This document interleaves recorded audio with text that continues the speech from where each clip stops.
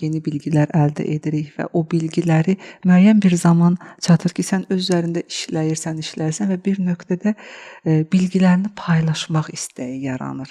Sən özün o bilgilərdən ki, istifadə edirsən, öz gücünə güc qatırsan, bu bilgini paylaşmaq istəyirsən ki, kimlərsə də o bilgidən yararlanaraq öz potensiallarını açsınlar.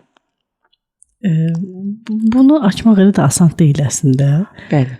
Bu biz deyirik bu 5 kitab, 10 kitab oxumaqla. Yəni 10 təlim, 5 təlimə getməklə, təlimdən təlimə də fərq var. O da bir başqa məsələdir, mövzudur. Amma burada sənin özünün istəyin də olmalıdır. Ən önəmli. Ən önəmli istək. Hədəf deyirik. Hədəf nədir? Hədəf insan arzusunun dəqiqlənmiş və gücləndirilmiş bir formasıdır. Arzunun.